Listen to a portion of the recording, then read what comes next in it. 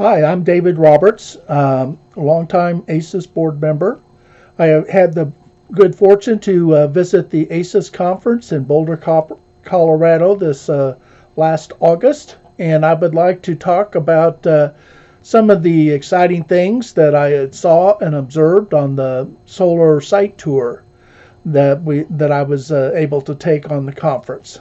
So I'm going to talk about the Jack's Solar Garden, the Rocky Mountain Institute's high performance offices, the John Vertison home, which was a 1981 passive solar home, and also just some highlights from the conference for some of you who may not have ever had an opportunity to see the conference. Jack's Solar Garden, is a started out, it's been a long time family farm that primarily used for hay or irrigated hay. They're in Longmont, which is adjacent to Boulder. And they installed a solar farm, and along the way they've sort of turned it into an experiment.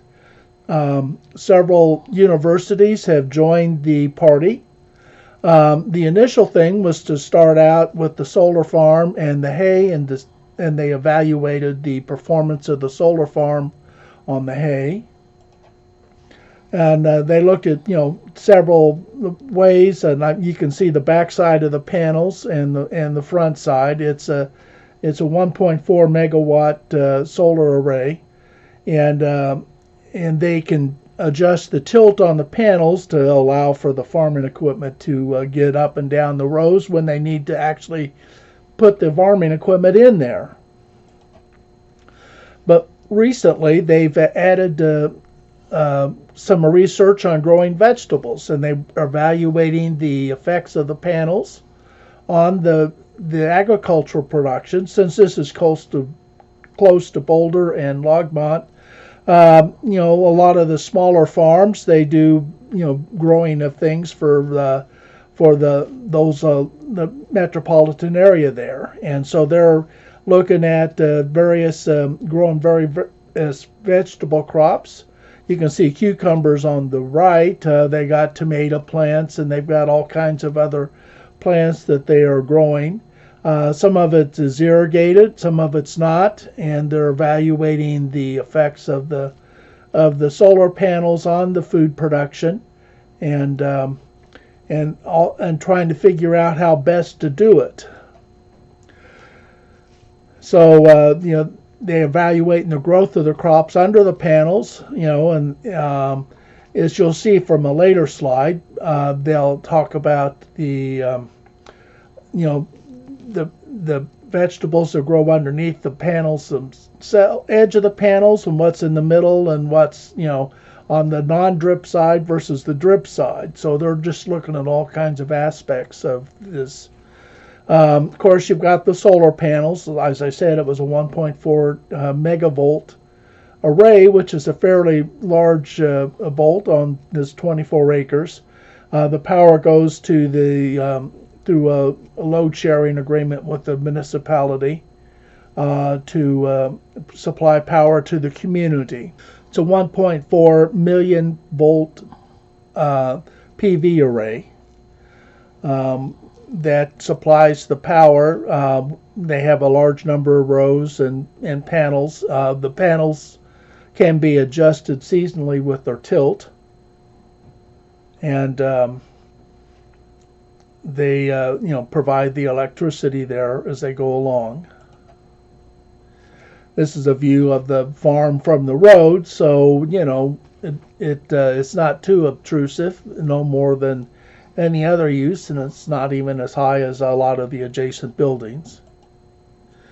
Some of as I said, this is research, so they're doing various things where they are looking at the moisture. Part of the barrier over the plants is to evaluate the irrigation that they have and the moisture and humidity that are coming off of that, and the universities are helping to guide that research. Here you can see an area where they do have the drip irrigation in there, and that's one of the things to see what effect the panels have on the water on the plants, as well as the sunshine. This is our part of our solar group. It's just, a collection of people from across the country that are attending the conference and decided to come out on the tour. If you see on the solar panels, these are, inverter style panels that convert the power to AC at the panel, and then they combine the flows in the areas. In addition to the solar panels, to the crops, the haying or the vegetables, some people on their solar farms put animals out there. This is an example from another farm that we drove by that has goats. Now you can put larger animals such as cattle or out there, but there is a certain amount of coordination that has to go on. And as I said, this is research, so they've got the zones, that the researchers have evaluated to look at the particular zones and see what their productivity is, and they try to keep detailed records of that to see what impact the panels have and to adjust their strategies on making everything work. The ag solar is great for utility scale and community scale solar farms. You do have to coordinate the panels and their mounting and the wiring with the type of agriculture. The haying versus vegetable crops versus animals, you have to adjust that. If you have animals, you have to match the panel height to the height and size of the animals so that the array can withstand the effect of the animals on that, and you typically would have the panel higher than the height of the animals that you're putting out there. Panels that are on single axis trackers can be positioned so that you can just, what little times you have the equipment out into the fields, you can just turn the panels up so that they're out of the way of the farm equipment, and then they're able to go up and down the farm equipment, to the rows, and be able to operate and accomplish the harvesting as needed. And of course, this size of solar farm is good for a community scale solar, where a number of people might subscribe to that particular farm to get a share of their electricity from that.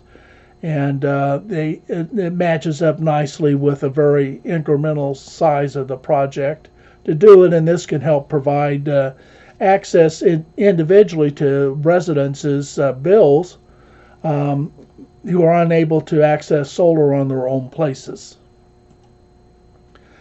Here's an aerial view of the solar farm thanks to Google, and you can just see the different ground cover in different areas that have been cordoned off for some of the researches and that have been going on. There's 2 or 3 universities that are participating in that, and typically they'll come in for 2 or 3 years for a study, probably associated with a graduate student or two who will help do the research for their particular area, and then they might have a different thing that they study in a 2 or 3 year time frame for the next project in area. And the Jack Solar Farm is purposefully availing themselves not only to just the community solar, but also to doing this research and answering some bigger questions that can help make everybody's solar farm more efficient. The second area that we'd like to talk about is the Boulders Common. The Rocky Mountain Institute is a renowned research firm that has been pioneering the use of alternative energy for decades. They have their main offices are up in the Rockies, but they also have office buildings in some of the metropolitan areas, and including Boulder. Here they have 2 buildings, and they built and then they operate part of the space for their own use, and then they lease the other parts. And they've tried to have a net zero for a commercial office building. And you can see the wall size, the wall mounted solar panels. And this is one of the other buildings, and they use some of the panels for shading over the windows. Many people put awnings up for controlling solar access in and of itself, but here the solar access, the awnings have solar panels on them, so they make electricity as well as providing the shade. And you can see some of the electrical components that go with the building. And inside the building, they've explored healthy features. This is an example of a moss wall, which is trying to bring nature inside. And it's a different kind of wall finish. Obviously, this is not a hands-on kind of thing because moss is a little bit fragile. But it allows the plants to help nourish the air, to help purify it, and to bring a sense of nature to the inside. The two buildings have 100,000 square feet of office space, and they've tried to create a owner-tenant lease that helps both with a win-win on the net zero energy design. As I mentioned, the biophilic design, which is inviting the outside in, includes daylighting of the offices, and also they've tried to use natural materials for the wall paneling. Much of the wall paneling has come from the pine trees that have been killed by the pine bark needle, and they've harvested those trees and prepared the paneling for the office building from that. You can see here the daylighting that comes in to help spread the light to the back of the office, so they have less artificial light that they need to provide for the things. That again lowers your costs, and the natural light is more beneficial for people's eyes. Some additional views of the building. It's adjacent to a rail line that goes up and down the front range. Although there is no train station nearby, there is one not that far away, and it'd be easy bicycle ride to and from these office buildings to the train station. An aerial view of the two buildings, and there's other buildings that are part of other projects that have lots of photovoltaics. So photovoltaics on buildings in Boulder is a very common situation. The third one is the Avison home in Westminster, Colorado. It was a 1981 passive solar house done by the research firm institute that was called SERI, S-E-R-I. It's now sort of transitioned into what we call NREL, which is the National Research Energy Lab. Here you can see the south face that includes 2 floors plus the clerestory windows that allow a light to get to the back to the north end of the house. The deck helps screen the bottom floor with shading, and then there's a fairly good overhang on the upper on the second floor to provide shading, and they also have some energy films to help control light. They've added 14 kilovolts of PV panels. That was not part of the original 1981 house, and that includes battery backup. And you can see here they've opened the panels that sort of hide all this. They're on the outside, but it includes the disconnects and the energy meters and the various things that come with running the storage and the PV panels and the battery backup. A little closer view of the south side of the thing. Um, Here's the doors closed on the battery backup and the controls for the PV. On the other side, to upgrade or to help bring in the new, and to the owner is an experimenter as well, and he's very hands-on with exploring a number of energy components. He's added a relatively new feature, which is a heat pump mini split. This is very good for zoning additions or dividing a house up into portions of that. On the left is the outside unit that helps do the cooling and runs the energy in and out. And then on the right, you can see up on the wall is the interior unit, where the fluid from the coils transfers either heat or cool, depending on the season, to help condition your space. The owners has set up a very elaborate home monitoring system with a lot more features than most typical people would put on their system, but some sort of monitoring to allow the owner to help manage his house is always recommended to do that. And on the left, you can see the clerestory windows that helps let daylight get into to the north side of the house without it needing artificial light.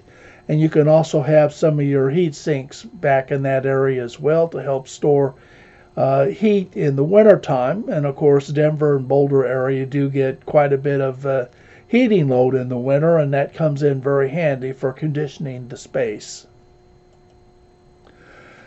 Another feature that you don't see often on homes is a solar thermal wall. And here, the deck screens this panel from the summertime heat gain, so it doesn't contribute in the summer, but in the winter, the sun is low enough below the deck that it shines on the panel, and then they force air over these panels, and it transfers heat from these black panels into the interior of the house, or you can direct this heat into rock storage, and they have some of both in this house. And the controls on the system, you can decide when and how you need to run that. It can be as hands-on as the owner wants, or it can be automated. This house had several rock storage for thermal storage of heat, so they direct some of that heat into these rock bins where they can use it overnight to help keep the conditioned space of the house comfortable. The one on the right, the rocks, they have 2-inch, I call river rocks, that are located underneath the floor. They would direct the hot air from those wall panels over the space through fans and blowers, and the PV would help provide electricity for running that. And then the rocks store the heat, and then they have a separate fan system that in the nighttime, or especially early morning, would direct the airflow over those rocks to put heat into the living space. On the left, you can see there's two separate pictures. One is a close-up of the box, and the other is a more distant view of a vertical rock box that is mounted not underneath the floor but on the wall. And again, you direct the heat from the solar thermal panels through the rocks that stores the heat. And then you have a separate fan and system that runs the air over the rock when you need supplemental heat, say when the sun's not shining. As with any house that you want to use renewables on, you start with a very well insulated house with plenty of insulation and plenty of air tightness. This particular house, they've had come back in and remodeled the siding. As I said, it was a 1981 house, and typically you would be replacing or upgrading your siding at this point, since we're pretty much 40 years on since the house was initially built. They now have R55 on the walls, which is a very well insulated house. Again, more of the control panels. They have a computer that interfaces that help the owner decide how to run the system. And of course, as this is a very hands-on home, the owner very much likes to tinker with how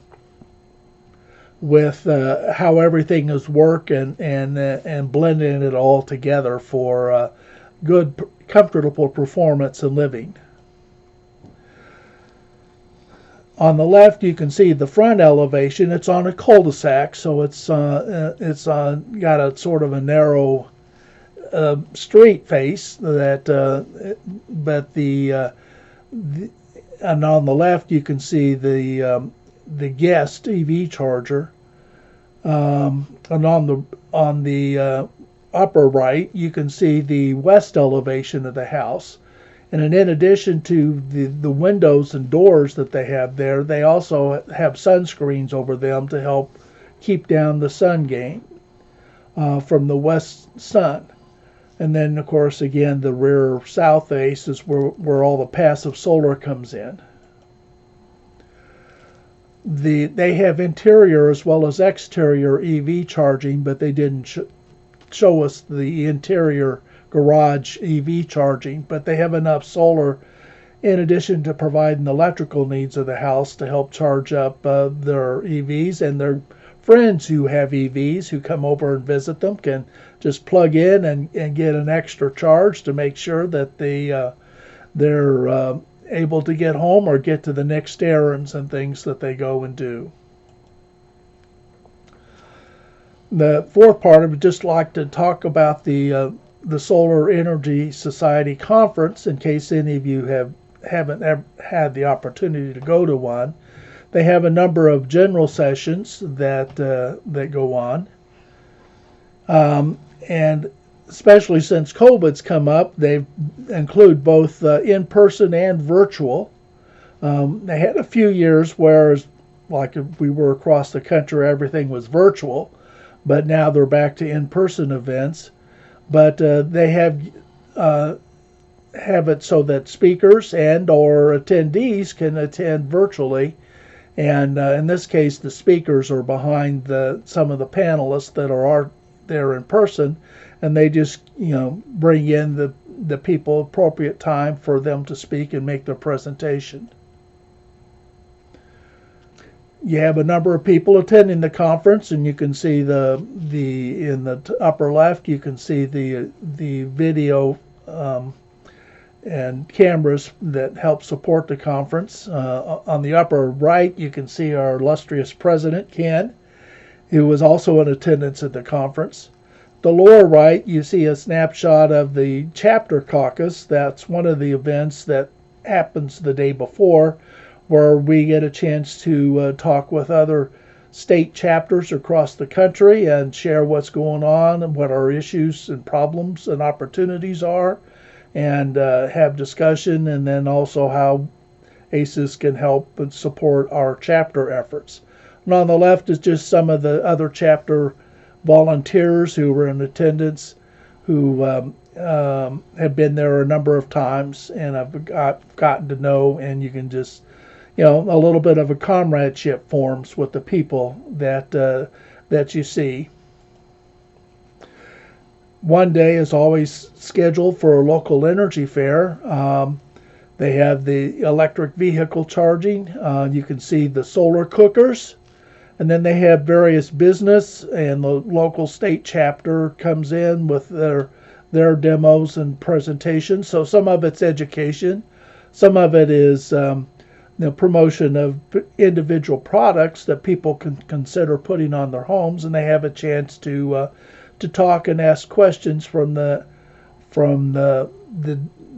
booth demonstrator, so that they can learn more about it in a little bit less intimidating session of an individual home thing. And the sessions have a number of topics. They have a yearly theme that they focus on, but in addition to that, you just get the latest stuff that's happening.